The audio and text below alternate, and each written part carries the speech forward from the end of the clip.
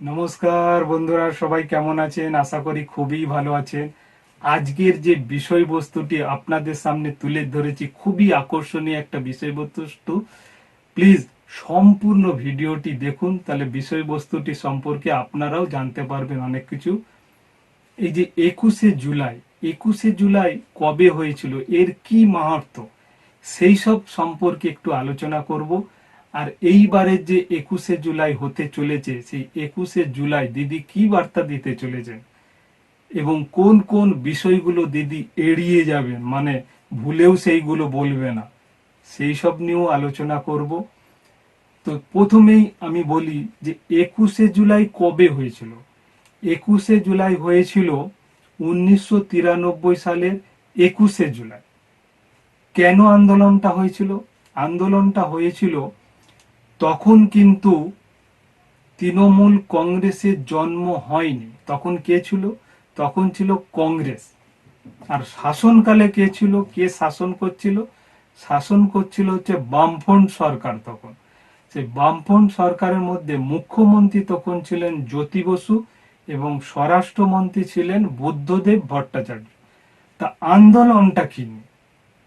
আন্দোলনটা হয়েছিল সচিত্র ভোটার পত্র নিয়ে। আন্দোলন বার করেছিল কংগ্রেস কর্মীরা, মহাকরণ পর্যন্ত, মহাকরণ অভিযান এই নাম ছিল। তো পুলিশদের সঙ্গে আন্দোলনকারীদের প্রচন্ড যুদ্ধবাদ। এবার কংগ্রেস কর্মীরা ইট পাটকেল যা পাচ্ছে পুলিশকে কিন্তু মারছে। পুলিশ উত্তপ্ত হয়ে যায় এবং আন্দোলনকারীর মধ্যে পুলিশের সঙ্গে প্রচন্ড ধস্তাধস্তি হয়, মারামারি হয়। সেটা আয়ত্তে না আসার পরে টিয়ার গ্যাস ছাড়তে আরম্ভ করে। টিয়ার গ্যাসেও যখন দেখছে যে বিক্ষোভকারীদের সামলানো যাচ্ছে না, তখন ব্রাবন রোডের কাছে কিন্তু এখনকার যে মুখ্যমন্ত্রী মমতা ব্যানার্জি তখন বিরোধী নেত্রী ছিলেন, তখন সেই টিয়ার গ্যাসের ফলে তিনি মূর্ছা হয়ে যান ব্রাবন রোডে। এবং রেড রোড এবং মেয়ো রোডের কাছে আন্দোলনটা কিন্তু প্রকটভাবে চাঙ্গা দিয়ে ওঠে। সেখানে আন্দোলনকারীদের উপরে গুলি চালাতে আরম্ভ করেন পুলিশরা। সেই গুলিতে 13 জন মারা যান। সেই 13 জন যে মারা গিয়েছেন তাদের লিস্ট এখানে।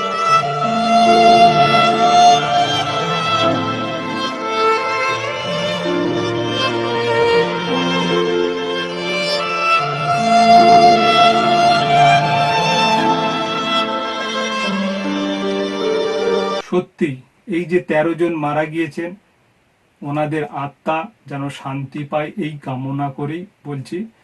ওই দিনের এই 21শে জুলাই আন্দোলন খুব ব্যাপক আকারে হয়েছিল। তো এইবারের এই 21শে জুলাইয়ের মঞ্চ থেকে মুখ্যমন্ত্রী কি বার্তা দেবে? মুখ্যমন্ত্রী এখন খুবই সক্রিয় এবং ওনার দল খুব ভালোভাবে কাজ করছে, এইটা সবাই জানে। কারণ চারিদিকে কিন্তু জয় জয়কার। লোকসভা ভোটে কিন্তু খুব ভালো ফল করেছে। লোকসভার পরে উপনির্বাচনগুলিতে প্রথমে 2টো জায়গায় ভালো ফল করেছে এবং তারপরে 4 জায়গায় যে উপনির্বাচন ছিল সেখানেও কিন্তু সবুজ ঝড় চারিদিকে। এত যে ক্ষমতা নিয়ে এইবারে মুখ্যমন্ত্রী কি বলবে, সবাইকে কিন্তু ধন্যবাদ অবশ্যই দেবে এবং আরো যাতে মজবুত করতে পারে তার দলকে, সেইটা নিয়ে কর্মীদের মধ্যে আলোচনা হবে এবং বিষয়বস্তুগুলো নিয়ে সবার সঙ্গে আলোচনায় বসবেন এই সভাতে। এবার কোন কোন জিনিসগুলো এখনকার যে মুখ্যমন্ত্রী মমতা ব্যানার্জি, তখন তো বিরোধী ছিল আর এখন উনি হয়েছেন মুখ্যমন্ত্রী। তখন বামফ্রন্ট সরকারের আমলে পুলিশ গুলি চালায় আর উনি হচ্ছে বিরোধিতা করেছিলেন। এখন ইনি সরকারের মধ্যে মুখ্যমন্ত্রী। এই মুখ্যমন্ত্রী থাকাকালীন কিছুদিন আগেই কিন্তু মানিকচকে পুলিশ কিন্তু গুলি চালায় জনতার উপরে। তাহলে বুঝুন, তখনও কিন্তু গুলি চলেছে, উনি আন্দোলন করেছেন। আর এখন উনি শাসনকালের প্রধান মুখ, মানে মুখ্যমন্ত্রী, ওনার মুখ্যমন্ত্রী থাকাকালীনও কিন্তু পুলিশ গুলি চালালো। বুঝতে পারছেন কি অবস্থা? উনি মুখ্যমন্ত্রী হয়েও এবং উনি পুলিশ মন্ত্রী হয়ে কি করে এইবারে পুলিশ গুলি চালায়, এর জবাব কে দেবে? যাই হোক, উনি এই সভাস্থল থেকে, যে 21শে জুলাইয়ের যে সভাস্থল, ওখান থেকে কি বার্তা দেবে এই প্রসঙ্গে, সেটাই আমরা পথ চেয়ে বসে আছি যে কি বার্তা দেয়। মানিকচকে যে ঘটনা ঘটলো, পুলিশ গুলি চালালো, সেইটা নিয়ে উনি কি বলবেন কিছু, সেই দিকেই কিন্তু আমরা তাকিয়ে, নাকি শাহজাহান নিয়ে বলবেন? এত প্রতিপত্তি টিএমসি নেতাদের, টিএমসিতে ঢুকলেই যেন দুদিন পরে বাড়ি গাড়ি একদম হাঁকিয়ে একাকার। কি আছে টিএমসি দলের মধ্যে যে এত লোক ছুটছে, এবং দুদিন দলে যোগ দেওয়ার পরেই কিন্তু তারা প্রতিপত্তি হয়ে যাচ্ছে, একের পর এক তত্তর করে উঠে যাচ্ছে এবং কোটিপতি হয়ে যাচ্ছে দুদিনে। কি আছে দলের মধ্যে? সবাই এত দৌড়াচ্ছে, এবং সত্যি দেখার মতো, দুদিন দলে ঢোকার পর থেকেই কিন্তু তারা তত্তর করে বাড়তে আরম্ভ করে। কি মাহাত্ম্য আছে এই দলে, কিভাবে তারা এত ইনকাম করছে, এইগুলো কিন্তু আমাদের জানতে হবে। এই এত যে বাজার দর বাড়ছে, কি জন্য বাড়ছে, কে বাড়াচ্ছে, কে প্রতিবাদ করবে? কোনো বিরোধী, কোনো মুখ কিন্তু এখানে নেই। বিরোধী একদম দুর্বল।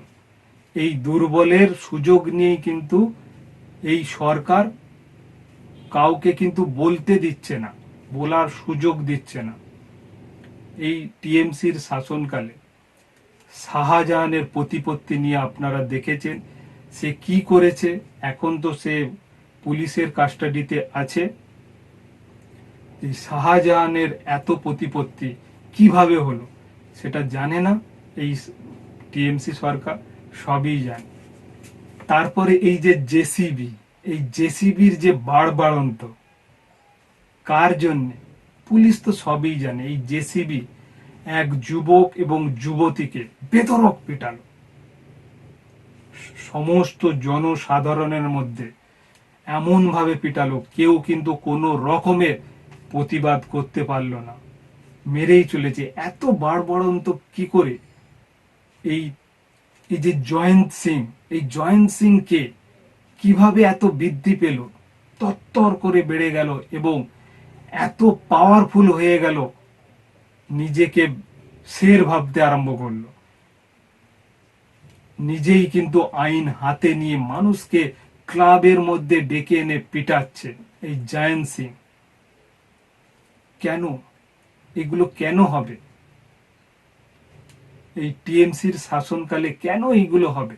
ওরা তো আন্দোলন করেছিল এক সময়, সেই আন্দোলন করে করে আজকে এই জায়গায় পৌঁছেছে, কিন্তু সেখানেই দেখুন শাসন ব্যবস্থা কিভাবে চলছে। সেই শাসন ব্যবস্থায় কোনো আস্থা নেই মানুষের মধ্যে, তবুও কিন্তু চলে যাচ্ছে, কারণ এই যে আন্দোলন চারিদিকে করতে কিন্তু দিচ্ছে না এই শাসনকালে।